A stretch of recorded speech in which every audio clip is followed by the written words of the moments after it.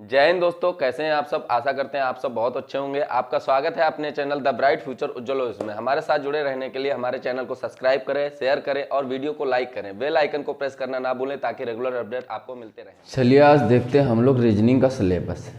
कोई भी एग्ज़ाम हो उसके लिए जिन जिन एग्ज़ामों के अंदर आपका अगर रीजनिंग का कोई भी सिलेबस है, रीजनिंग आती है, तो आपको इतने चैप्टर पढ़ लीजिए, चाहे वो बैंकिंग का हो, एसएससी का हो, रेलवे का हो, यूपीपी का हो, एसआई का हो, किसी भी का एग्ज़ाम हो, इससे बाहर आपका जाने वाला नहीं। ठीक है, तो सबसे पहले बात करते हैं हम लोग तर्क शक्ति के बारे में। तर्क शक्ति यानी रीजनिंग। अच्छा, इसको तर्क शक्ति को क्यों शामिल किया गया हमारे सब्जेक्ट में? आज से लेकर बचपन से हमने किसी भी क्लास में, चाहे वो 10th हो, 11th हो, 12th हो, किसी भी क्लास में हमने ये चैप्टर कभी नहीं पढ़ा। लेकिन आज तक जो है हम लोग अपने घर में ऐसे कई सारे क्वेश्चन करते रहे हैं बचपन से ही। ठीक है, जहाँ पे इस तर्क शक्ति का प्रयोग किया जाता है। तर्क शक्ति को क्यों हमारे सिलेबस के अंदर रखा गया? तो सबसे पहले अगर हम इसको जानें, तर्क शक्ति का मतलब होता है कि कोई भी बात तुरंत मतलब सोचना, तुरंत डिसीजन लेना। ठीक है, तर्क शक्ति को इसीलिए हमारे सिलेबस के अंदर रखा गया कि जब आप अधिकारी बन के जाएं तो आपके अंदर निर्णय लेने की क्षमता जो है कितनी क्षमता है। ठीक है, तो इसलिए हमारे जो है सिलेबस में ये रीजनिंग का पोर्शन रखा गया।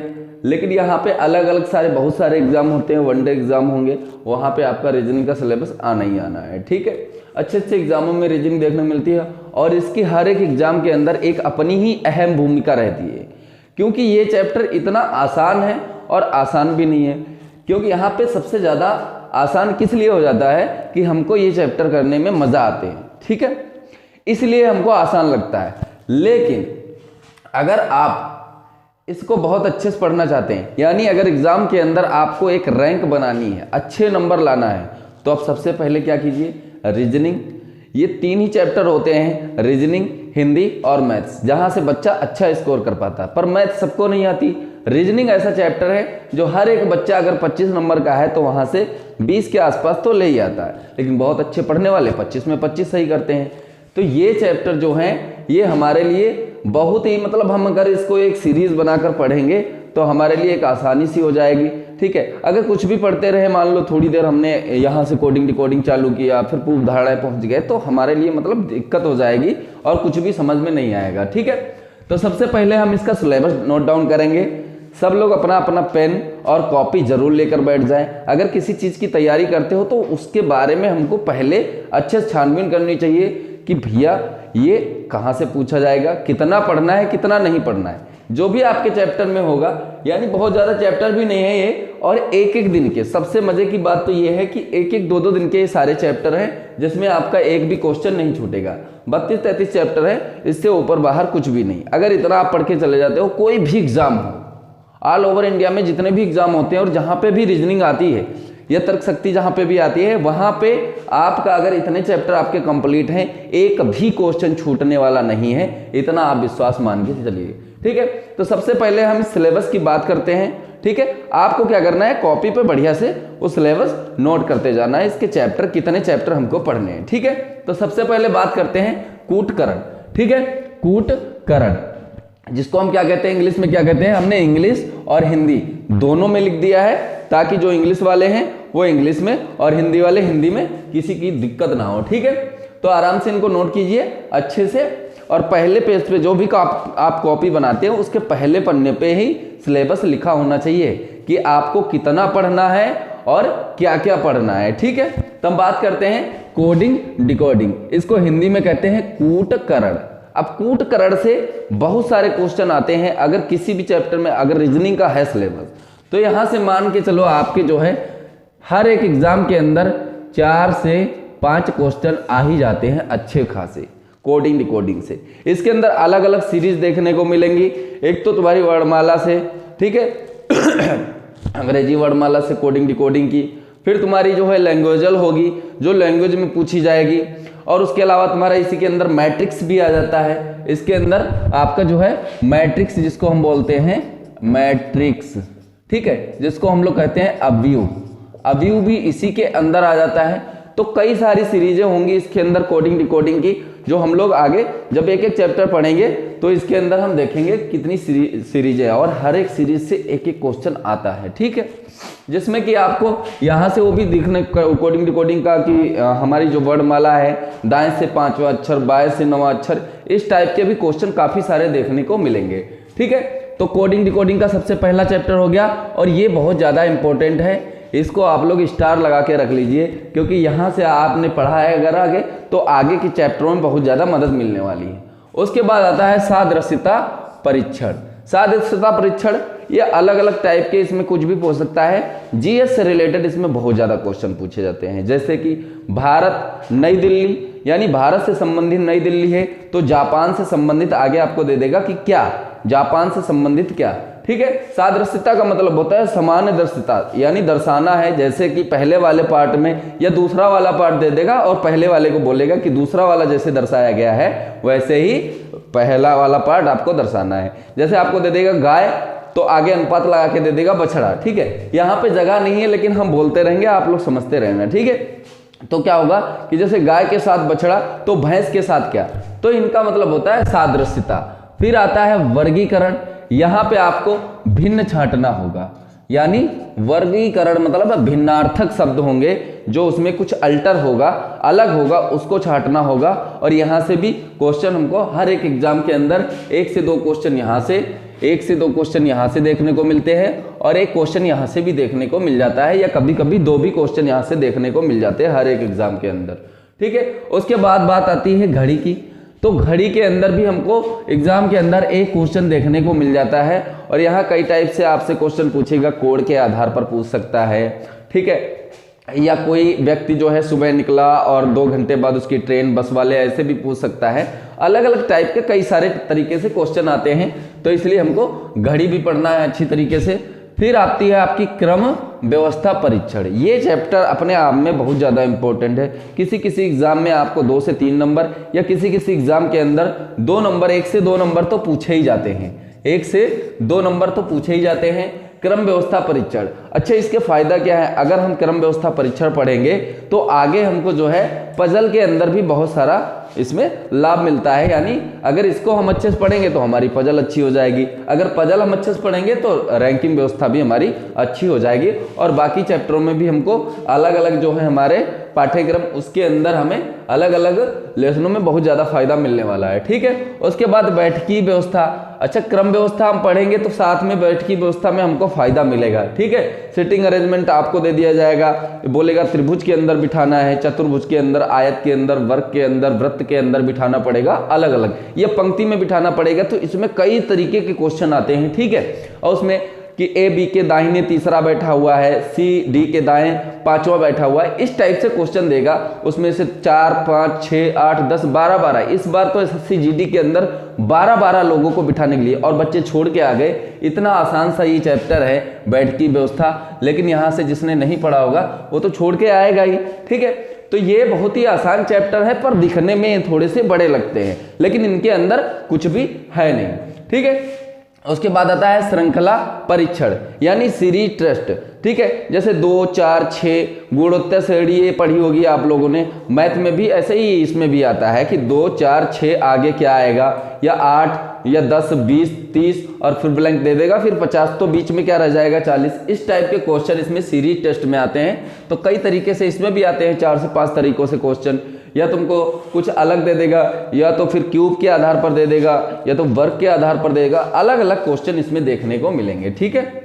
उसके बाद आते हैं लुप्त पद। लुप्त पद यानी मिसिंग नंबर, ठीक है।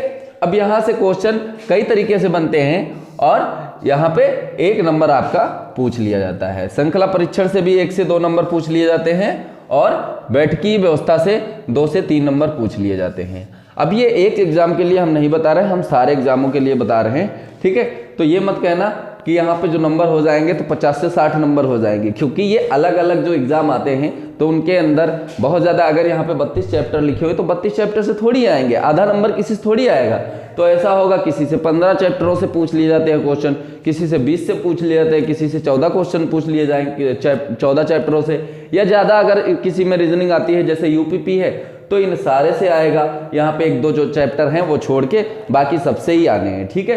तो जो लोग यूपीपी की तैयारी कर रहे हैं उनके लिए सभी पढ़ना पड़ेगा, ठीक है, हर टाइप के, क्योंकि 56 नंबर की रीजनिंग आनी है तो कहाँ से आएगी, यहाँ से, यानी 1-2 चैप्टर हमारे जो हैं वो छूट जाएंगे, उसके अलावा हर जगह से, लेकिन हम पढ़ेंगे सारा कुछ, ठीक है। एक आध चैप्टर हम छोड़ देंगे मान लो, और बाद में हमारा आ गया वहां से क्वेश्चन, तो हम छोड़ के आएंगे तो हमको बड़ी दिक्कत होगी, ठीक है। उसके बाद आता है कैलेंडर। कैलेंडर ऐसा है कि पढ़ने में अपने आप में भी बड़ा मजा आता है, ठीक है।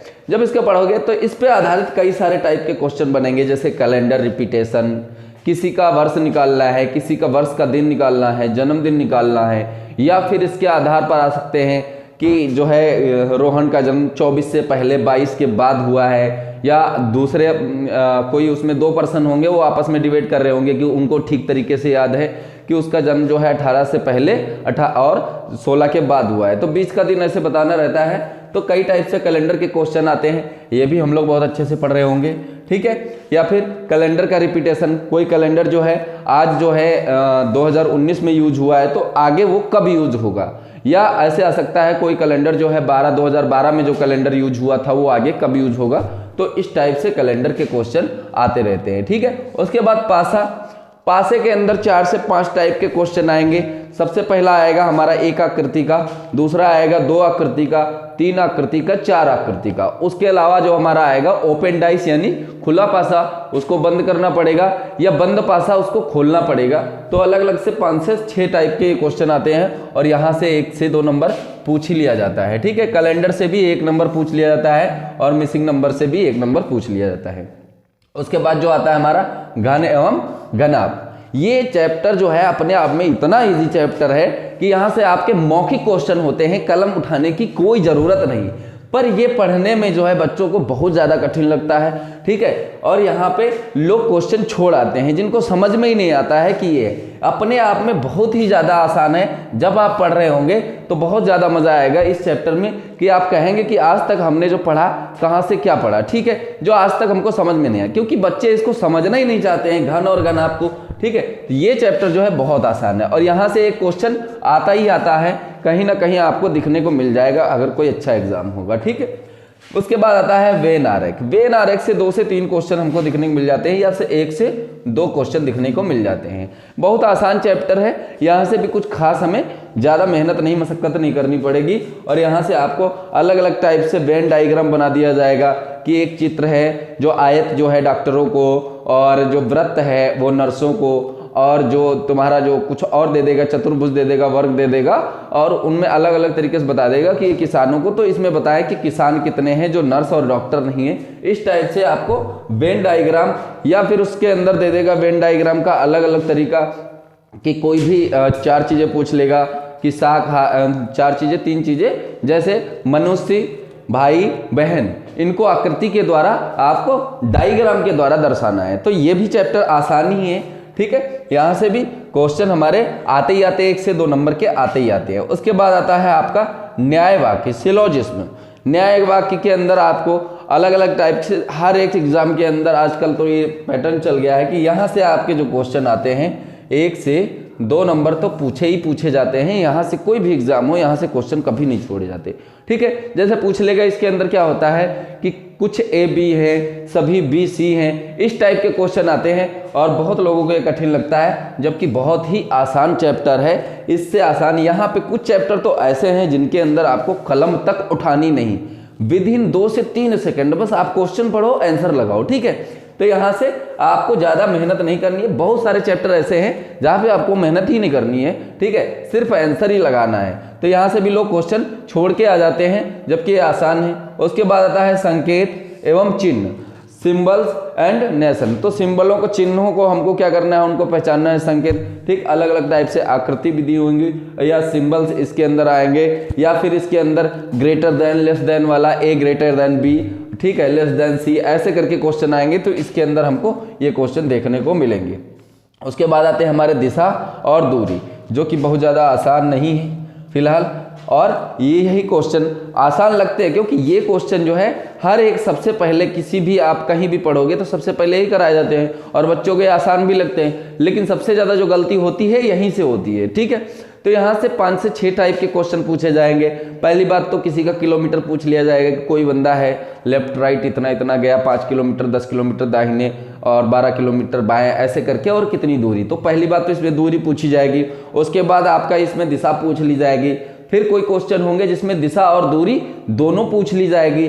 और कुछ क्वेश्चन ऐसे होंगे जिसमें 2 लोग चल रहे होंगे या 3 लोग चल रहे होंगे, तो इस टाइप के भी क्वेश्चन आएंगे और उनके बीच की दूरी पूछ ली जाएगी।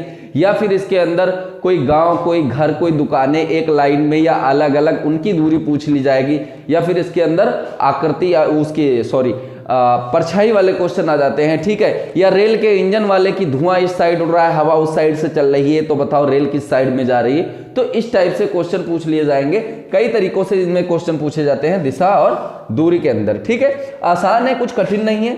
उसके बाद आता है रक्त संबंध, ब्लड रिलेशन। ब्लड रिलेशन में आजकल क्या है, पैटर्न थोड़ा सा चेंज हुआ है और इसके अंदर अब क्या कर देते हैं कि उनके सिंबल दे देंगे। A+B का मतलब है A B का भाई है, C गुणे -B का मतलब है, ऐसे करके क्वेश्चन दे देंगे तुमको। और उसके अंदर जो बच्चा है जो टाइम लगा देता है बहुत ज़्यादा।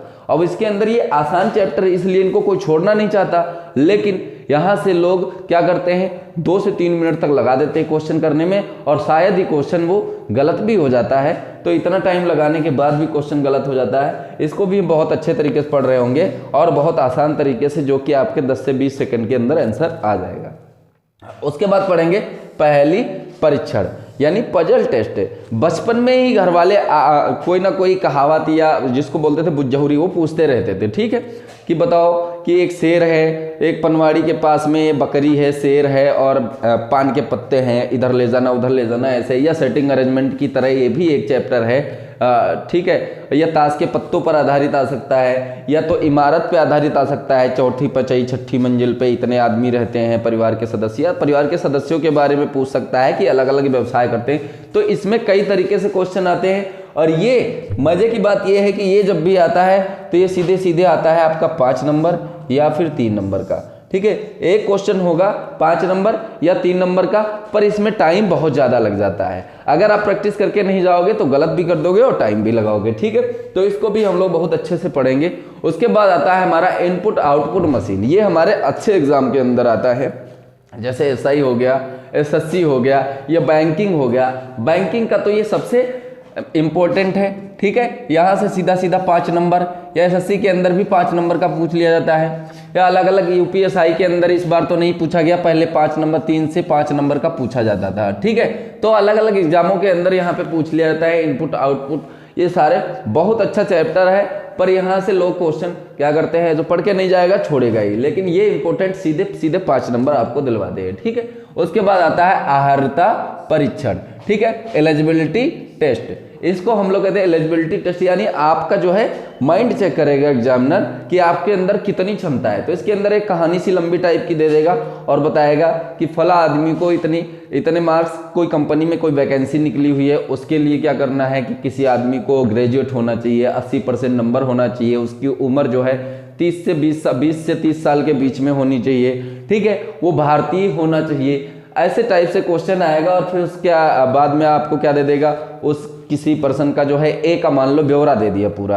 अब ए के बारे में बता देगा कि ए का जन्म 1987 में हुआ, ए के जो है मार्क्स हैं 82% हैं, और उसके फलाना फलाना डिग्री विग्री बता देगा। उसके बाद आपको छांटना पड़ेगा इसके अंदर कि ये आदमी नौकरी पाने के योग्य है, सारी शर्तें पूरी कर रहा है नहीं कर रहा है, उस टाइप से क्वेश्चन आते हैं। और यहाँ भी आपको कलम उठाने की कोई ज़रूरत नहीं है, बहुत ही आसान ये चैप्टर है। उसके बाद आता है आंकड़ों की पर्याप्तता, डाटा सफिशिएंसी। तो आज के लिए डाटा सफिशिएंसी तुम्हारा रक्त संबंध के अंदर आ जाएगा, बैठकी व्यवस्था के अंदर आ जाएगा। इस टाइप से क्वेश्चन यहाँ से बहुत ज़्यादा ये इंपॉर्टेंट हो गया है और यहाँ से 2 से 4-5 नंबर तक पूछ लिया जाता है। हर एक एग्जाम के अंदर डाटा सफिशिएंसी अब आने लगा है, ठीक है। तो यहाँ से आपको कुछ मिस कर देगा और उस डाटा को बताना पड़ेगा आपको कि इस कथन के अंदर यानी इस क्वेश्चन के अंदर किस डाटा की अभी कमी है, जिसके तर्क पे हम इसका आंसर दे पाएँ, या फिर ये डाटा पूरा है तो ठीक, नहीं पूरा है तो उसकी कमी आपको बतानी पड़ेगी कि इस आंकड़े की अभी पर्याप्तता नहीं है, ठीक है। तो ये चैप्टर बहुत ज़्यादा अपने आप में इम्पोर्टेंट है और यहाँ से लोग क्या करते हैं, गलत करके चले आते हैं। यहाँ पे आप स्टार लगा लीजिए। उसके बाद आता है कथन एवं निष्कर्ष, ठीक है। कथन एवं निष्कर्ष स्टेटमेंट एंड कंक्लूजन। यहाँ से भी आपके अच्छे खासे हर एक एग्जाम के अंदर 1 से 2 क्वेश्चन देखने को मिल ही जाते हैं और यहाँ से जरूर ही क्वेश्चन आते हैं हर एक एग्जाम के अंदर। उसके बाद आपका आता है गणितीय तर्कशक्ति परीक्षण, ठीक है, मैथमेटिकल रीजनिंग टेस्ट।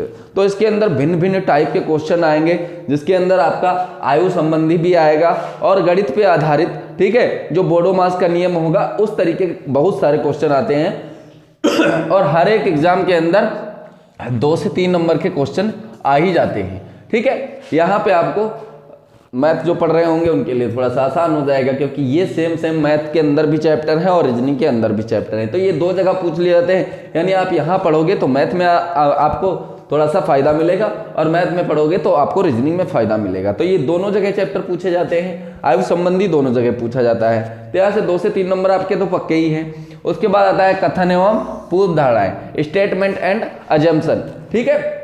तो यहाँ से भी आपको क्वेश्चन 1 से 2 क्वेश्चन हर एक एग्जाम के अंदर देखने को मिल जाते हैं, ठीक है।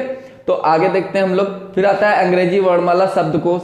तो यहाँ से भी आपको 1 से 2 क्वेश्चन देखने को मिल ही जाते हैं, शब्दकोश लगाना रहेगा, ठीक है। और उसके बाद में आपको बताना पड़ेगा किसी आधार पर, शब्दों के आधार पर शब्दकोश लगाना पड़ जाएगा, या फिर आपका जो है अल्फाबेटिकल यानी वर्णों के आधार पर आपको भी शब्दकोश लगाना पड़ जाएगा, ठीक है। अलग अलग टाइप के यहाँ पे क्वेश्चन आते हैं, या वर्ड के आधार पर कि वर्ड के अंदर लेटर कितने हैं उस आधार पर, या फिर स्पेलिंग मीनिंग के आधार पर, डिक्शनरी के आधार पर, यहाँ पे अलग अलग आपको मिलेंगे। फिर आएगा आकृति श्रृंखला, यानी अभी हमने देखा था इधर श्रृंखला, यहाँ पे देखा था हमने जो है श्रृंखला परीक्षण श्रृंखला को पूरी करना, और इधर है आकृति श्रृंखला, यानी 4 आकृतियां दी रहेंगी और 3 आकृतियां दी रहेंगी, चौथी मिसिंग होगी, फिर नीचे 4 ऑप्शन होंगे और कौन सी जो है आकृति अब श्रृंखला को पूर्ण करती है वो आपको चुनना पड़ेगा। तो ये भी आसान है, केवल देखना ही है, इसके अंदर कोई मशक्कत नहीं करनी, मेहनत नहीं करनी, ना ही कलम उठाने की कोई जरूरत है। उसके बाद सम संबंध, यानी ये भी आकृति एनालॉगी वाली है, आकृति से रिलेटेड, जैसे एनालॉगी में हम पूरा करते थे उसमें, ठीक है, सादृश्यता दिखाना, सम संबंध यानी हमें आकृति समान दृश्यता दिखानी है, उसी तरह जिस तरह पहले आपको दी हुई होंगी क्वेश्चन के अंदर उसी टाइप से आपको आकृति दिखानी है। तो इसमें भी आपको कलम नहीं उठाने की जरूरत है और ये बहुत आसान चैप्टर है, ठीक है। फिर आता है दर्पण प्रतिबिंब, यानी मिरर इमेज, जल का ये मिरर इमेज, ठीक है, दर्पण प्रतिबिंब, शीशे में आईने में आकृति दिखाई जाएगी और बोलेगा आईना लेफ्ट रखा है राइट रखा है, तो आकृति किस तरीके से दिखेगी। तो यहाँ भी आपको कलम उठाने की कोई जरूरत नहीं, बहुत आसान है। तो ये चैप्टर आपके बहुत ज़्यादा ही आसान है, 1 2 3। फिर जल प्रतिबिंब, ये सेम जल प्रतिबिंब होगा, तो ये भी बहुत आसान है और इसमें भी कलम उठाने की कोई ज़रूरत नहीं। फिर कागज़ मोड़ना है, तो कागज़ मोड़ना और कागज़ काटना ये अलग अलग 2 टाइप के आते हैं, ठीक है। यहाँ भी आपको बहुत ही आसान है, यानी कोई कागज़ मोड़ दिया जाएगा, उसके बाद पूछेगा कि खुलने पे किस टाइप का दिखेगा, या कागज़ काट दिया जाएगा और खोलने पे आपको उस टाइप का बताना पड़ेगा कि ये कौन सा कागज़ है, आकृति दी हुई होंगी, उसके बाद आपको पहचानना होगा। तो ये चैप्टर आसान है। फिर है आकृति पूरी करना, यानी कंप्लीटिंग द पैटर्न, ठीक है। तो कंप्लीटिंग द पैटर्न, इसमें भी आपको पैटर्न पूरा करना है, 3 आकृति दी होंगी, उसका चौथा भाग गायब होगा कोई, तो यहाँ पे आपको आकृति पूरी करनी पड़ेगी। उसके बाद आता है समूह मिलान, यानी 3 समूह 4 समूह होंगे, उसका फिर समूह मिलान करना पड़ेगा, ग्रुपिंग जिसको बोलते हैं हम लोग, ठीक है। समूह मिलान आकृति में ही होगा आपको और उसका समूह को मिलान करना पड़ेगा, एक समूह में सबको रखना पड़ेगा, उसके लिए 4 ऑप्शन होंगे। फिर सन्निहित आकृति, अब सन्निहित आकृति क्या होती है कि आपको आकृति पहचाननी पड़ेगी कि उसके अंदर आपको जो है चौथी आकृति कौन सी है जो इसमें है, यानी क्वेश्चन के अंदर दिया होगा उसके अंदर और उसी से रिलेटेड एक आकृति पूछ लेगा 4 ऑप्शन के अंदर कि किस में सन्निहित आकृति है, समान निहित जिसमें आकृति हो वो आपको पहचानना पड़ेगा। और यहाँ भी आपको कलम नहीं उठानी है, इन चैप्टरों के अंदर आपको कलम उठाने की कोई ज़रूरत नहीं, तो ये बहुत आसान है। उसके बाद आता है विविध। अब विविध के अंदर बहुत सारे क्वेश्चन आपको मिलेंगे देखने के लिए, जैसे बंदर वाले की कोई बंदर है जो खंबे पे चढ़ता है फिर फिसलता है, 1 मिनट में 2 मीटर चढ़ता है और वापस 1 मीटर फिसल जाता है, इस टाइप से क्वेश्चन आएंगे। और इसके अलावा आपके जो क्वेश्चन आएंगे वो आएंगे कछुआ वाला कि कोई कछुआ है इतनी दूर चलता है, या फिर आपको इसमें मुर्गी वाले, गाय वाले, बकरी वाले, भेड़ वाले, ऐसे क्वेश्चन अलग अलग टाइप के विविध क्वेश्चन। या सब्जी वाला आ जाएगा, किसी के पास 12 किलो सब्जी है जिसमें 5 किलो छोड़कर बाकी सब आलू हैं, 10 किलो छोड़कर बाकी सब केले हैं, ऐसे से अलग अलग टाइप से ये फल वाले बहुत सारे विविध क्वेश्चन आएंगे। तो विविध से आपको जो है 2 से 3 नंबर देखने को मिल जाते हैं हर एक पेपर में, ठीक है।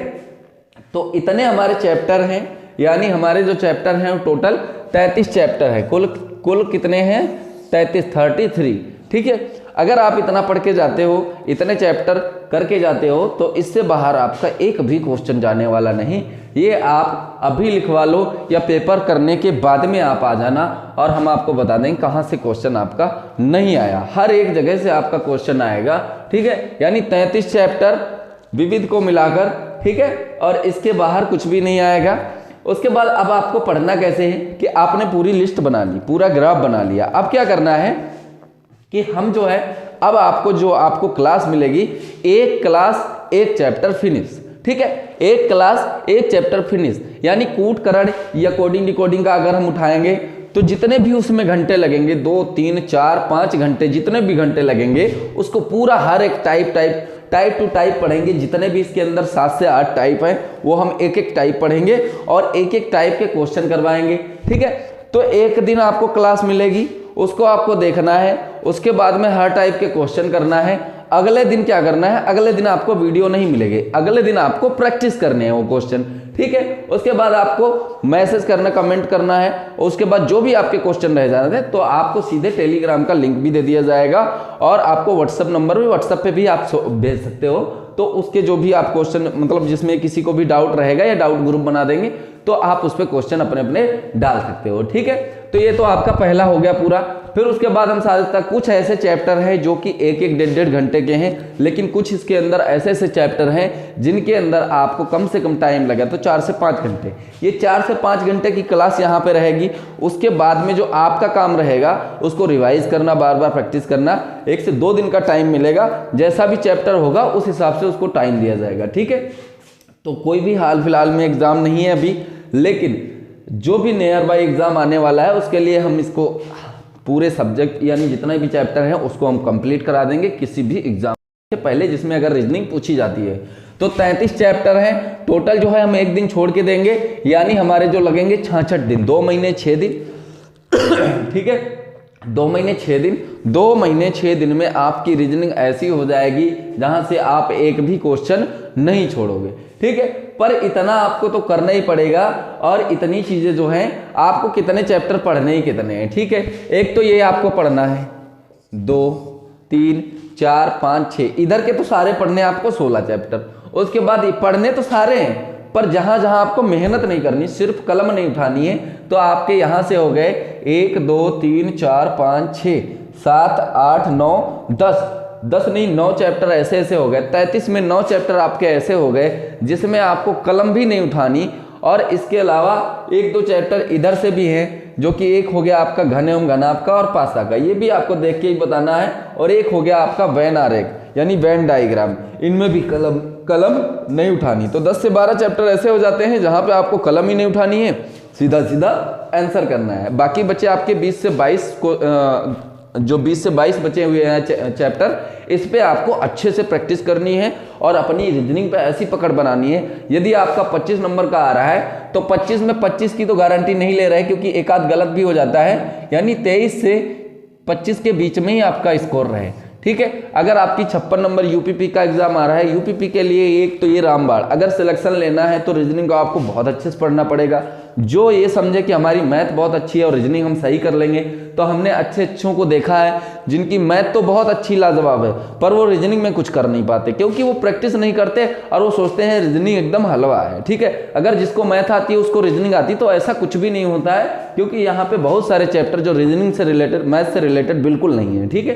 तो इसको आपको पढ़ना है बिल्कुल अलग तरीके से, अलग सब्जेक्ट मान के, मैथ मान के नहीं पढ़ना है कि मैथ है। अगर इसको मैथ मान के पढ़ने लगे तो वैसे ही मैथ हमको कठिन लगने लगती है। रीजनिंग एक इंटरेस्टिंग सब्जेक्ट है, इसलिए इसको सबको मजा आता है इस चैप्टर में, ठीक है। यानी रीजनिंग के अंदर सबको, हर एक बच्चे को इंटरेस्ट रहता है, चाहे कोई भी चैप्टर हो, ठीक है। तो यहाँ से आपको एक दिन का जो है पूरी क्लास का वीडियो मिलेगा और जो है आपकी बहुत ज़्यादा दो महीने या 65-70 दिन लगेंगे आपकी, जो पूरी तरीके से रीजनिंग आपकी कंप्लीट हो जाएगी। आपको प्रैक्टिस करना पड़ेगा, उसके लिए हम आपको पीडीएफ भी देंगे, ठीक है। तो इतना आप अगर नोट कर लिए हो तो ठीक है, और थोड़ा सा टाइम आपको देते हैं तो उसके बाद नोट कर लीजिए, ठीक। करिए नोट फटाफट, स्क्रीनशॉट ले लीजिए या इसको नोट कर लीजिए, ठीक है। तो इसके अलावा रीजनिंग हमारी कंप्लीट हो गई, और हिंदी का भी सिलेबस हमने डाल रखा है। चाहे कोई भी एग्जाम हो जिसके अंदर हिंदी आती है, मैथ का भी सिलेबस पड़ा हुआ है, तो उसको पहले आप जाके देखिए। कोई भी चीज़ हमको तैयारी करने से पहले सबसे पहले हमको रणनीति बनानी पड़ती है। विदाउट रणनीति हम कुछ भी नहीं कर सकते।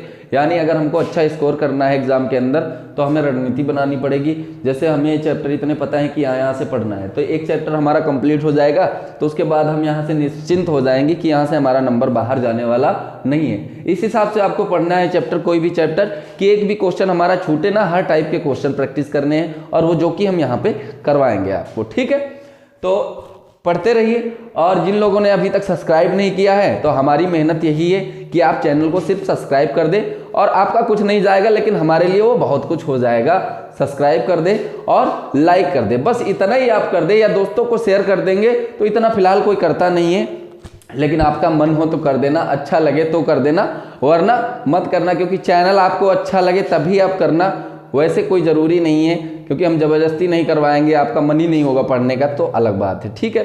या लोग व्यूअर्स देखते हैं कि बहुत ज़्यादा, जिसके पास मिलियन में देख रहे हैं लोग, या मिलियन में सब्सक्राइबर हैं, तो उस हिसाब से लोग सब्सक्राइब करते हैं, नहीं तो उसको छोड़ देते हैं। कोई भी छोटा चैनल होता है तो क्या करते हैं कि इसके तो 1000 ही हुए अभी सब्सक्राइबर, तो यहाँ से क्या हमको मटेरियल मिलेगा। तो ये एक चीज़ आप ये भी ध्यान रखें कि कोई भी चैनल होता है तो वो शुरू जीरो से ही हीरो बनता है। यानी किसी के कभी ना कभी तो 2 से 4 रहे होंगे सब्सक्राइबर, 1000 हुए होंगे, तो ये सब आप लोगों ने ही किया होगा, ठीक है। तो अगर चैनल आपको अच्छा लगता है तो आप सपोर्ट कीजिए, ठीक है। और ऐसे ही वीडियो पाने के लिए नोटिफिकेशन बेल आइकन को प्रेस कर ले, ताकि आपको नोटिफिकेशन रोजाना टाइम पे मिलता रहे और सबसे पहले मिलता रहे, ठीक है। बहुत आसानी से चैप्टर चालू किए जाएंगे और आपको वीडियो मिलती रहेगी। धन्यवाद।